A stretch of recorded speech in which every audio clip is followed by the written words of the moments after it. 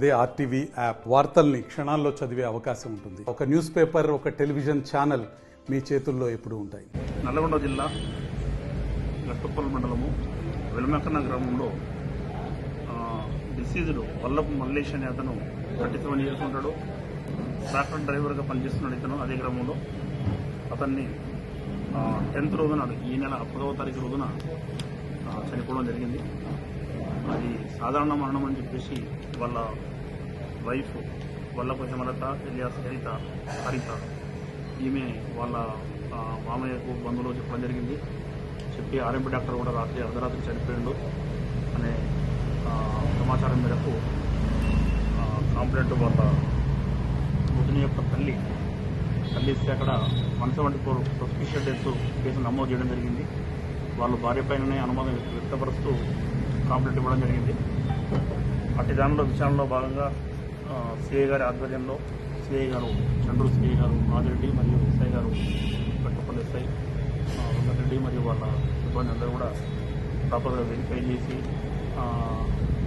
Doctor గారి యొక్క opinion తీసుకుంటే అతను చనిపోయిన వ్యక్తి మల్లేష్ అతని యొక్క స్మోదరింగ్, తర్వాత మూతి చంపడము, మూతి చంపడము, అదేవిధంగా మెడలు విడిచి చంపడం అని చెప్పేసి రిపోర్ట్ రావడము, దాన్ని బేస్ చేసుకొని భార్యను తరవుగా విచారిస్తే భార్య గత 3 ఇయర్స్ నుంచి రేవల్లి నవేన్ అనే అతను, అదే గ్రామానికి చెందిన అతనితో ఇలిసిట్ రిలేషన్, అక్రమ సంబంధం ఏర్పరచుకుంది.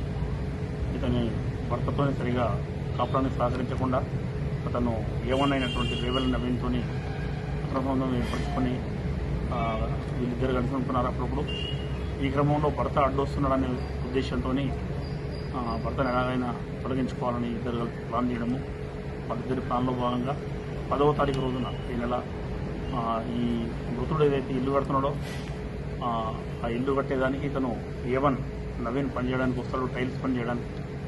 ఇతను పనిచేసే క్రమంలో ఇద్దరు కలిసి బయటికి వెళ్ళి మందు తాపడం, అతనికి చనిపోయిన వ్యక్తికి బాగా మందు తాపి ఇంటికి తీసుకురావడము.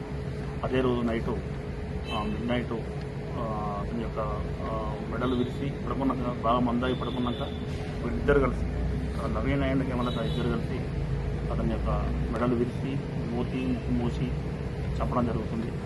నేను నిన్న ఈవినింగ్ ఇతన్ని ఇరువురిని పట్టుబడి అరెస్ట్ చేసి ఈరోజు కోర్టులో హాజరుపరుస్తున్నాము. ఈ ఇన్వెస్టిగేషన్ను చేసినటువంటి సిఐ గారిని మరియు ఎస్ఐ గారిని, వారి సిబ్బందిని ఎస్పీ గారు కూడా అభినందించడం జరిగింది. దీనికి అంతటి కారణము అక్రమ సంబంధము. ఈ అక్రమ సంబంధం నెపంతో ఏవైతే ఉన్నాయో అటువంటి వాడిని ఇమీడియట్లీ ఏదైనా తెలిస్తే ఇమీడియట్లీ మన పోలీస్ వారికి, మా ఎస్హెచ్ వాళ్ళకు, సీఏలకు మాకు ఇన్ఫర్మేషన్ ఇస్తే కౌన్సిలింగ్ చేసి తద్వారా ఫర్దర్ అఫెన్సెస్ జరగకుండా కూడా చర్యలు తీసుకోవడానికి దోహదపడుతుందని పబ్లిక్ విజ్ఞప్తి చేస్తున్నాము. ఇప్పుడు వీళ్ళిద్దరినీ కోర్టులో హాజరుపరచడం జరుగుతుంది. Thank you. మరిన్ని వీడియోస్ కోసం ఛానల్ ని సబ్స్క్రైబ్ చేయండి. లేటెస్ట్ అప్డేట్స్ కోసం వాట్సాప్ ఛానల్ ని ఫాలో చేయండి.